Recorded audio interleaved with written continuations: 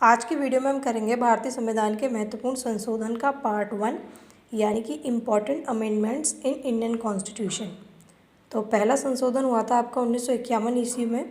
इसके द्वारा 9वीं अनुसूची को जोड़ा गया था और 9वीं अनुसूची में राज्य द्वारा संपत्ति अधिग्रहण की विधियों का उल्लेख किया गया है। दूसरा संशोधन होता है 1952 ईस्वी में। इसमें 1951 ईस्वी की जनगणना के आधार पर लोकसभा में प्रतिनिधित्व को पुनर्व्यवस्थित किया गया।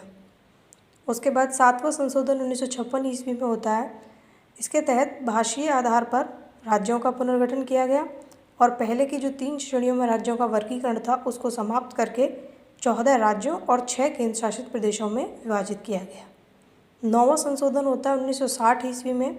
इसमें भारत और पाकिस्तान के बीच में 1958 की जो संधि होती है उसके तहत बेरूबारी और खुलना क्षेत्र पाकिस्तान को दे दिए जाते हैं और पहली अनुसूची में बदलाव किया जाता है।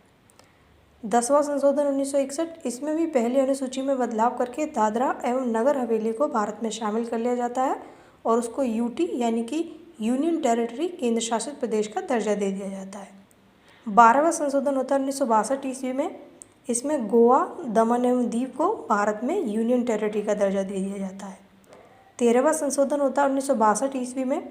इसमें पहले तो अनुच्छेद 371A को जोड़ा जाता है और नागालैंड के संबंध में विशेष प्रावधान अपनाकर इसे राज्य का दर्जा दे दिया जाता है और 1 दिसंबर 1963 ईस्वी को नागालैंड एक नए राज्य के रूप में स्थापित हो जाता है।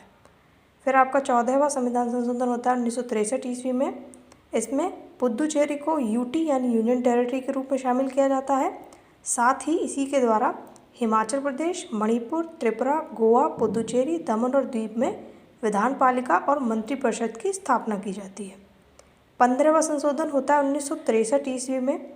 इसके तहत उच्च न्यायालय यानी कि हाई कोर्ट के जो न्यायाधीश हैं उनकी सेवा मुक्ति यानी रिटायरमेंट की जो एज है उसको 60 वर्ष से बढ़ाकर 62 वर्ष कर दिया जाता है।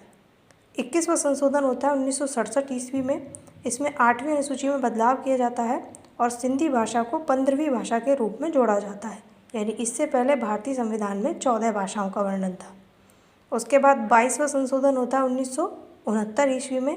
इसमें असम से अलग करके एक नया राज्य मेघालय बनाया जाता है और उसको विधानमंडल और मंत्रिपरिषद के उपबंध के संबंध में शक्तियां दी जाती हैं कि आप अपना विधानमंडल और मंत्रिपरिषद की स्थापना कर सकते हैं।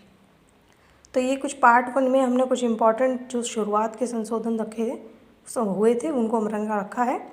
अगले पार्ट में हम इससे आगे के संशोधन यानी अमेंडमेंट्स देखेंगे। आज की वीडियो में इतना ही। मिलते हैं अगली वीडियो में। Thank you.